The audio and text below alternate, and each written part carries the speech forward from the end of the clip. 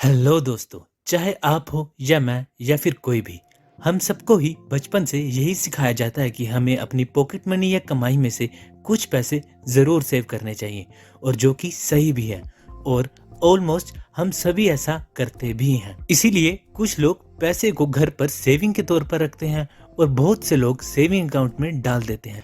लेकिन हम इन्हें सेविंग अकाउंट्स में डालते क्यों हैं? एक तो अगर ज़्यादा अमाउंट है तो घर में चोरी के चांसेस ज़्यादा होते हैं जबकि बैंक में नहीं होते, और दूसरा बैंक में थोड़ा बहुत इंटरेस्ट तो आ ही जाता है।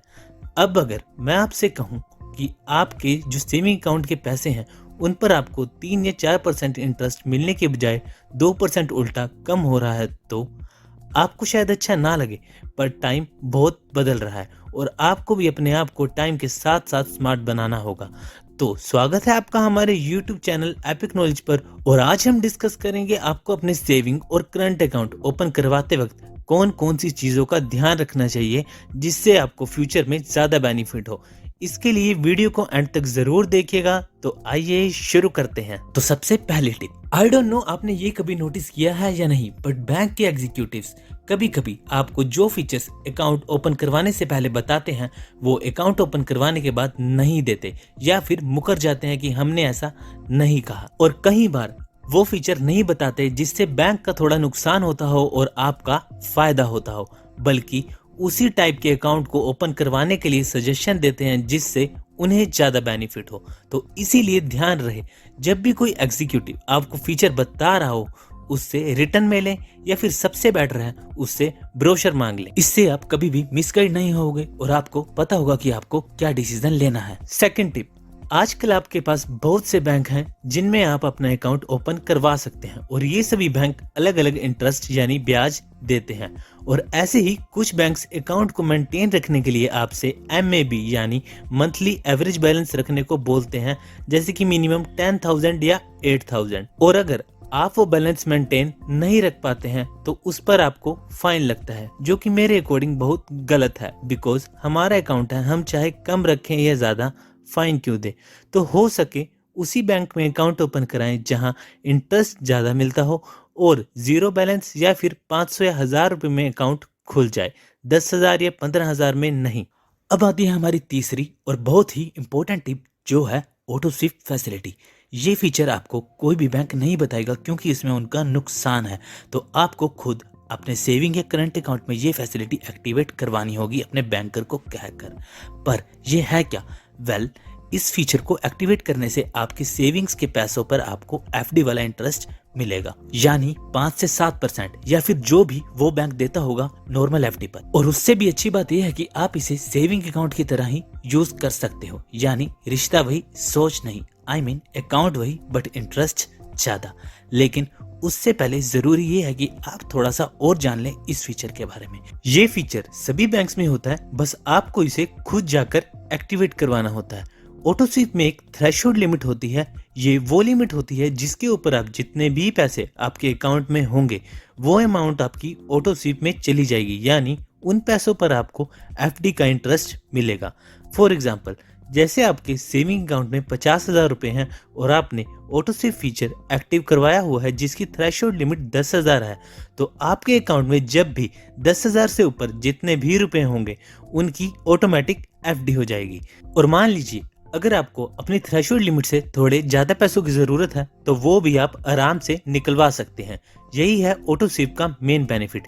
जैसे एग्जाम्पल के तौर पर, अगर आपके अकाउंट में 50,000 रुपये हैं जिस पर आपने ऑटो स्विप फैसिलिटी एक्टिवेट करवा रखी है और उसकी थ्रेशोल्ड लिमिट 10,000 है, यानी बाकी के 40,000 की ऑटोमेटिक FD हो जाएगी। बट अब अगर आप उसमें से 15,000 रुपये निकालना चाहते हैं, यानी अपनी लिमिट से ज्यादा, तो आप इसे नॉर्मली निकाल सकते हैं। बस होगा ये कि जो 35,000 बचेगा आपके अकाउंट में पैसे निकालने के बाद, उसमें से 10,000 आपके सेविंग अकाउंट में आ जाएगा लिमिट के तौर पर, और उससे ऊपर यानी बाकी के 25,000 रुपये फिर से आपको FD का इंटरेस्ट मिलेगा। एक चीज आपको और ध्यान में रखनी होगी कि हर एक बैंक में एक मिनिमम FD अमाउंट होता है जिसके नीचे बैंक FD नहीं करता। जैसे मान लीजिए अगर आपके अकाउंट में 10,000 रुपए हैं जिसमें 6,000 की थ्रेशोल्ड लिमिट सेट है, तो फिर बाकी के 4,000 पर आपको FD का इंटरेस्ट नहीं मिलेगा क्योंकि मिनिमम FD अमाउंट 5,000 है।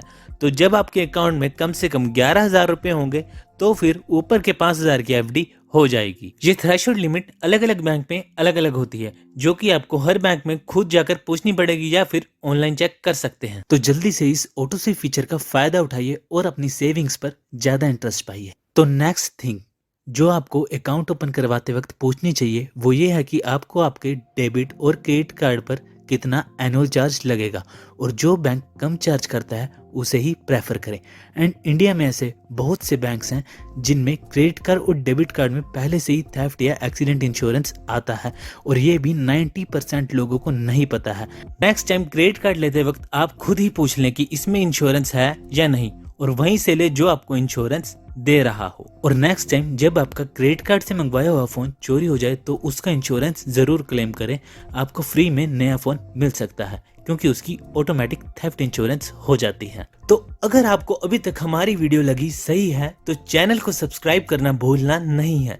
अब क्योंकि आजकल सारी बिजनेस ट्रांजैक्शंस डिजिटली हो रही हैं, जैसे नेफ्ट, आरटीजीएस और आईएमपीएस, तो आपको अपने बैंक से पूछना चाहिए कि वो ऑनलाइन ट्रांजैक्शंस पे कितना चार्ज करते हैं। यूजली 1 लाख से नीचे के ट्रांसफर पर 5 रुपए लगते हैं, लेकिन कुछ बैंक्स ऐसे भी हैं जो कोई चार्ज नहीं लेते। अगर आपका बिजनेस अकाउंट है तो आपको ये चीजें बेनिफिट्स दे सकती हैं। और कोशिश करिए कि करंट अकाउंट हमेशा किसी रेप्यूटेड बैंक में खुलवाएं, फिर चाहे आपको फीचर से थोड़ा बहुत कॉम्प्रोमाइज क्यों ना करना पड़े, क्योंकि बिजनेस में आपको बहुत सी जगह पेमेंट्स करनी होती हैं। और अगर आपका अकाउंट किसी छोटे बैंक में है तो हो सकता है कि उसका नाम वहां शो ना हो।